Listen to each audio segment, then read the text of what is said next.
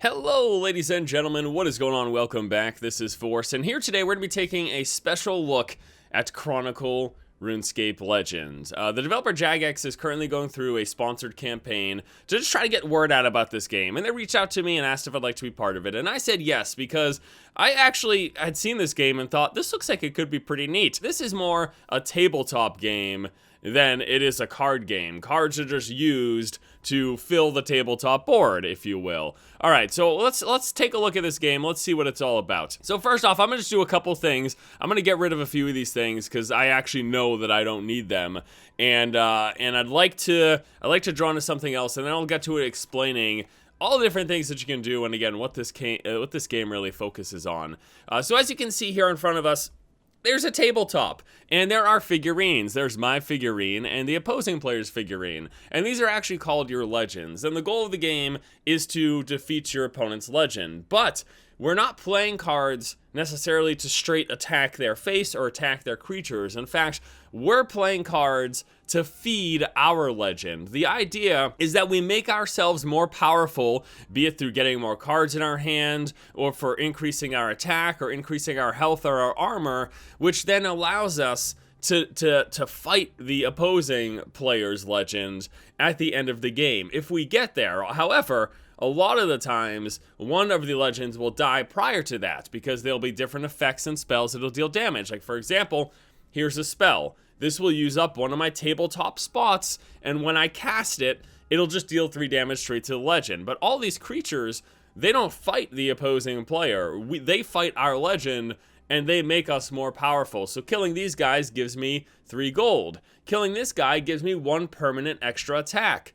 This Geeka guy, funny name, he gives us a weapon, and that weapon will give us 1 attack extra for 2 turns. There's the attack and the durability. So the way the cards are split up, and well, let's just go right into it. I'm gonna start off, I think, by playing the agent, okay? And then doing the agent, we're gonna kill him in 1 shot, because he's got 2 health and deals 1 damage. And the way this works, if I were to play the Skeletal Warrior first, he has 3 health and does 4 damage. So we would strike him on our first turn for 2, because that's our base attack.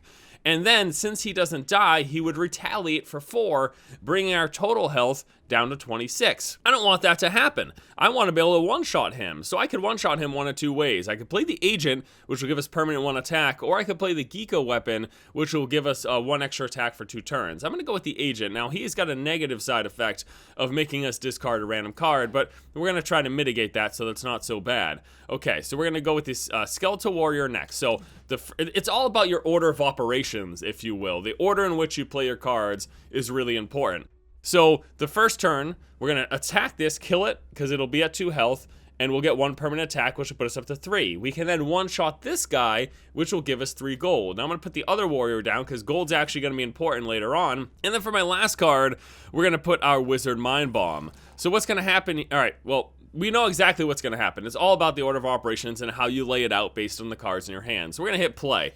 And then this is what's going to happen. We're going to kill this guy. We discard a random card. We lose Geeka. Not a huge deal. We gain 1 permanent attack. Actually a huge deal. The opposing player is now fighting a white wolf, and he took some damage, as you saw, because he couldn't kill the creature in one swing. And that's how it's all balanced. Now, in fact, he's going to take damage from this guy as well, but it's only 1 damage, and he's going to get 4 armor as a result. So it's actually a positive thing for him. It's a net positive, if you will.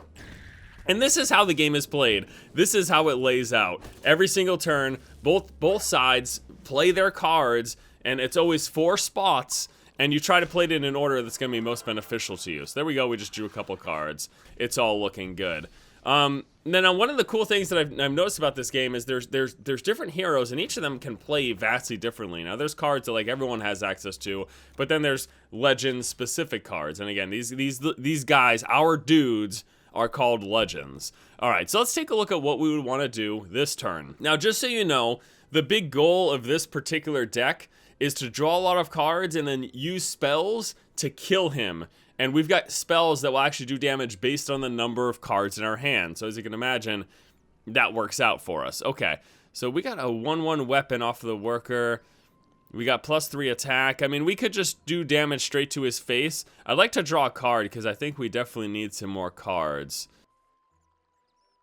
And then I wouldn't mind getting the weapon to get 5 gold as well. So we just get the weapon and sacrifice it for the 5 gold. That's actually not a terrible idea. Okay, so let's do card draw. Let's do temporary attack.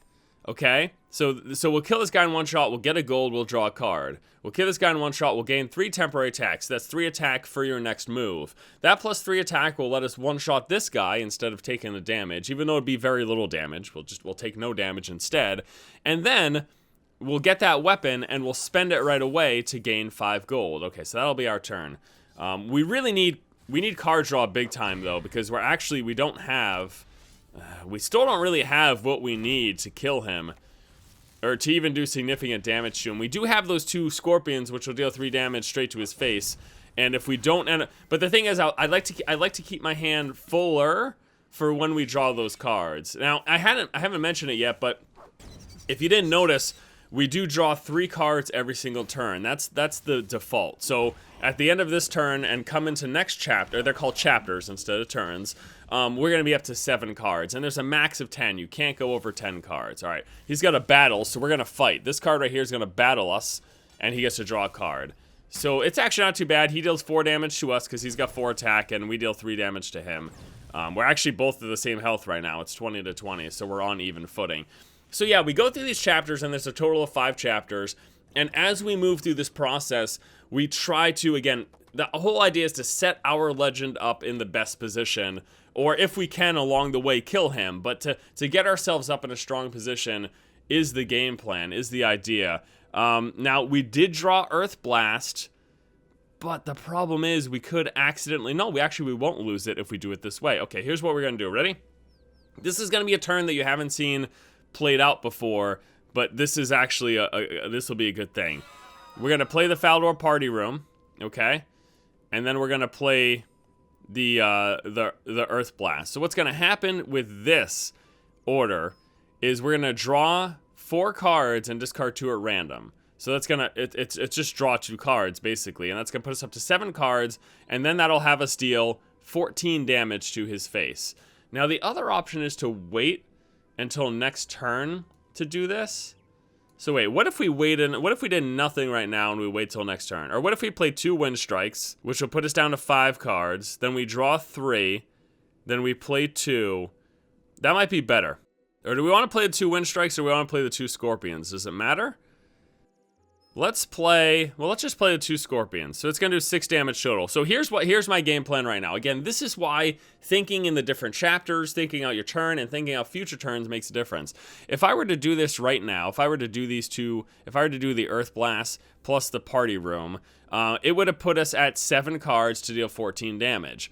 But if we go this way, we're going to deal 6 damage right now, bringing him down to 14. Next turn, we're going to draw 3 cards, putting us up to 8. We'll play 2, which put us down to 6, and then those 2, being this card and this card, will draw us 4, discard 2 at 8, and then we'll do 16 damage next turn. So instead of doing 14 damage this turn, we'll do 6 damage this turn, and 16 damage next turn, okay? That's going to be the idea. All right, so here we go. We're going to do the 2 dudes. This is 3 damage to his face, bring him down to 17, and then he'll go down to 16. Now, the other thing we have to keep in mind while this is all happening is he can do things to counter our plan. Like, for example, this creature that he's killing right here, although he's taking 8 damage because he didn't one-shot it, he's going to gain 5 health off of. But that was actually, you know, we're playing against AI because we have no time limit and it lets me sit here and explain stuff, but then you also deal with derpy things like that. Like, he took more damage than health that he gained, so it might have not been worth it. Actually, no, he also got attack out of that, so maybe it's, you know, maybe that was the idea. He gets extra attack, he takes a little bit of health damage, it's fine. Okay, so now again, we're going to go up to 8 cards. So it's cool because each of these characters play differently. Like, this whole thing that I'm doing right here about, like, maximizing my hand size and all this stuff, this is unique to this hero. This isn't something that's with every hero. I think we'll actually get more card draws off of this. So let's see. I think if we go this way, it's going to be more total damage to him. Actually, we should play this too, because these are worth 3 damage versus the, just in case. All right, so we're gonna draw 2, and then we're gonna draw 2 more. So we're gonna be at 8 cards, okay? And then we also get the extra 3 damage off of this, just in case this doesn't end up killing him, all right? That's the game plan. Here we go. So he's at 16. We'll do 16 damage with this, and in case he gains health, we'll have this as well, just in case, as a little extra. All right, here we go. Let's see what happens. Now, this is a pretty big deal. It's going to depend on what he gets for what he's played for cards here. If he has a bunch of life gain, it's not going to be as good for us. So, let's see. Rival takes damage. And then, I mean, there's also the possibility that he just kills us here. So he just gained 4 health there, which is a bummer. Oh boy. Is he gonna actually kill me here? He's getting, oh wait, he's got no cards coming up here. So now here's the damage. Here's 16 damage to his face, but he's not dead yet. And then he's gonna take 3 from this. He's at 1. Okay, so we should just be able to kill him here. We should just be able to, in fact, we do kill him because we go first. So, and since our moves happen first, we can just guarantee kill him right now. He's at 1 health. No matter, it doesn't even matter what card that he plays, he will die. Which one do we do to kill him? Oh, actually, we didn't have a. All right, let's just do this one. Yeah, this one will kill him, no problem. This is Earth Wave. Remove health from rival equal to your hand size, +4, discard all your cards. So it's going to deal 11 damage to him. And again, since we go first, it's just over. It doesn't matter. Anything he does doesn't matter. Here's the damage. Boom. He's donezo. There you go. And what do we oh, we're discarding our whole hand. It's going to go through those animations anyway. So there we go. We beat our first opponent, and that's the general layout of how the game works. Now we're gonna hop into another match, and I'm gonna walk you through and show you stuff as well. I guess we could probably just do a real multiplayer match. I don't see any reason. Now that I talked about the basics of the game, I don't see any reason to play through against the AI again. So here's attack, magic, and smithing levels. These are all just for like cosmetic stuff. Like you get special titles that you can apply to your character depending on how far you've leveled in these different things. And you'll go up depending on basically what you do each match. Like if you do a lot of weapon smithing stuff, you'll increase your smithing. If you cast all spells, if you know what I mean, that's how it works. Okay, so we'll hit continue. This shows our character progression. So for our reign, we're this way through 5. If we hit level 6, we're going to unlock those cards. And again, while the cards are a big part of this game, it's only in feeding the tabletop. And you know what I mean? That's what the cards are for. The cards feed the tabletop. And there's a lot of cards. Yesterday I played on stream for about 6 hours because I wanted to wrap my head around this game before I made a video, obviously. I wanted to understand what I was talking about before I tried to show it to you guys. And there's just a lot of different potential combinations. So when you build a deck of up to 30 cards. So let's just, I don't know, pick this guy. And then you can do full customization or a base deck. They basically have some suggestions, essentially. And then there's the creature cards and the support cards, the spells and equipments and stuff like that you can filter through. But yeah, all sorts of different things and effects. I mean, it would take me like an hour to sit here and try to explain to you every single effect. So I'd rather just play the game and show it to you and talk about stuff as we come across it. But there's a lot, a lot of different cards, a lot of different potential synergies and interactions. So we just did solo play. In fact, what we did was I went into a game of solo play, and we did a match here. And there's like these different matches that you can go through. Difficulty, bronze, silver, gold. Looks like higher difficulties are coming in the future. And you are rewarded with packs and currency as you complete them. You also get currency, this copper coins, just by playing the game. You play matches, you fight against other people, you get the copper coins, and all of this will feed into purchasing packs. Okay, so they've got different pack options. You can buy a single booster pack with 1,000 of the copper coins. I've got 2K, so I could buy 2 booster. In fact, fuck it, let's just buy 2 booster packs right now, okay? Buy a booster pack. Okay. We'll just buy 1 booster pack. I don't know, whatever. Buy a booster pack, open the booster pack, and let's see what we got. Neat little animation that they got going on here, and you flip them one at a time. The rarity is at the bottom, and then the design around it, like this little stops. I don't know what this. I don't know, like square. It's square. The tilted square. Is there a special word for that? There probably is. Those are for creatures. That shape is for creatures. The circle is for like support cards, like equipments and spells. And the rarity of the card is at the bottom. And then again, the stats of the creatures, the cost of the equipments or support cards, and then the rewards, if any, at the bottom or in the middle. So like this is cool. 7 health, you gain 2 armor, and you also deal 8 damage to a rival. That's not bad. And then in terms of like the coloring and stuff, those are all, I believe, determined by the character. So all is this grayish. For this character, Vanenskula, it's this like light purple, and then all for the spells is this silvery thing there. So yeah, the different characters in this game, the different legends have a different look to their card backing. Okay, so let's play a match, and I'm gonna run my weapon deck. I really enjoyed playing this. I played a bit yesterday and kind of fine-tuned it, I guess you could say. So this particular legend, she is all about pumping up her weapon and then forcing engagements against your opponent to use your weapon to hit them in the face. And along the process, I've got a little bit of health gain, a little bit of armor gain, and then a big focus on gold gain. Okay, so let's see what we got here. All right, so it looks like my opponent goes first and we go second. And again, the idea is to pump us up. Now, we can actually start off with this turn 1 to gain some gold. We get our weapon pump up. There's a weapon. There's a gold gain. Pulverize we can save for later, I think. We don't need that right now. I'd rather draw some other stuff right now. Yeah, that's fine. I'd rather draw some other stuff right now. Some potential other early game stuff. So there's a +1/+1 for the weapon. We could get a permanent pump up there.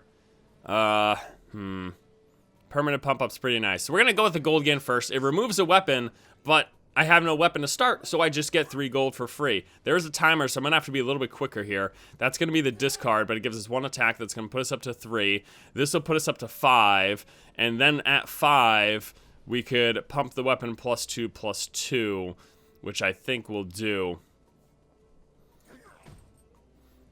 3, 4, 5. Yeah, that's how this will work. Okay, now unfortunately we're gonna discard a card. I hope we lose like the warrior, or losing this wouldn't be the end of the world. And let's hit play. And we'll have to keep an eye on what he does. So we know exactly what's gonna happen on our turn, but let's pay attention to what he's got going on. So he's gaining some gold. Here is our pump up. Let's see what we lose.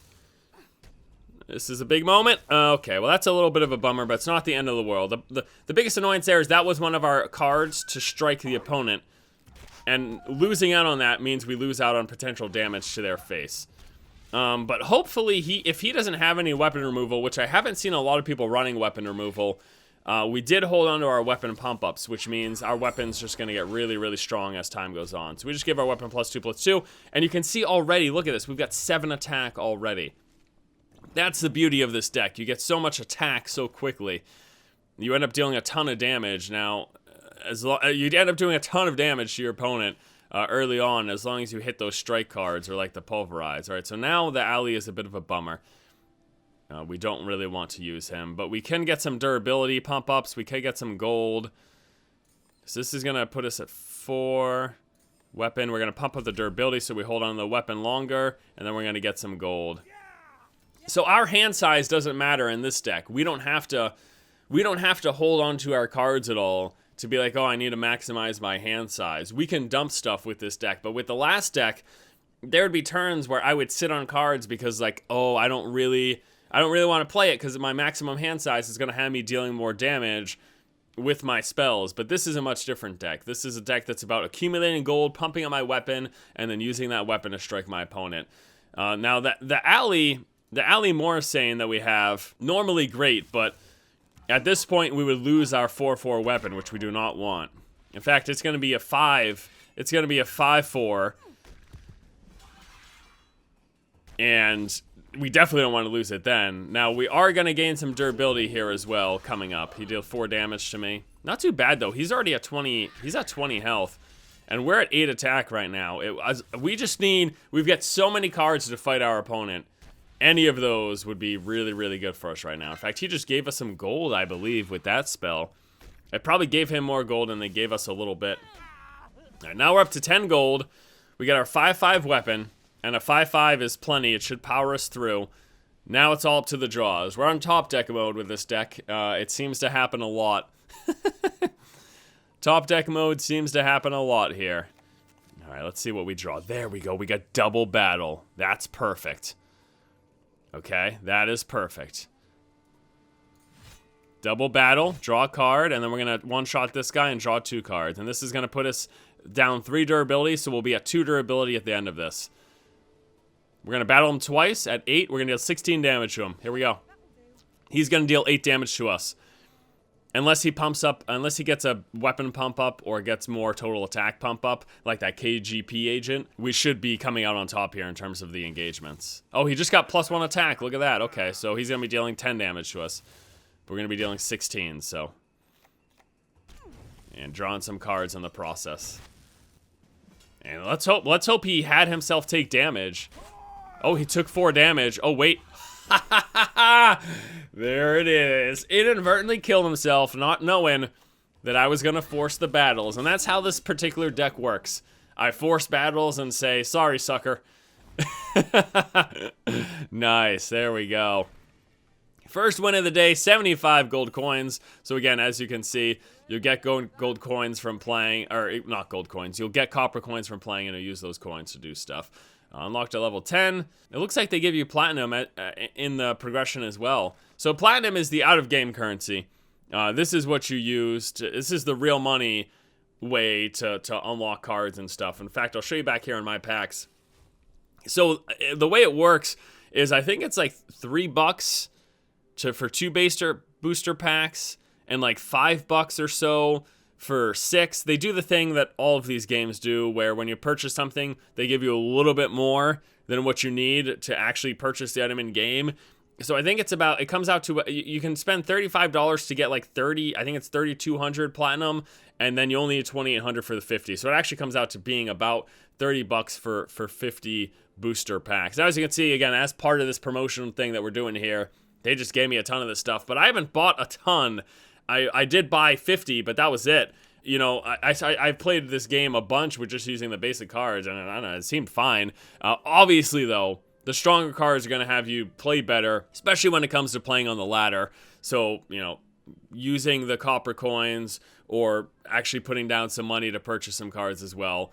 It's like any card game in that capacity. There's very few card games that I've ever played where that wasn't the case. Now, the big question comes down to long term, if you're playing this game every day for a week or something, or 2 weeks, how fast is that copper gain, and are you getting enough cards to be able to stay competitive?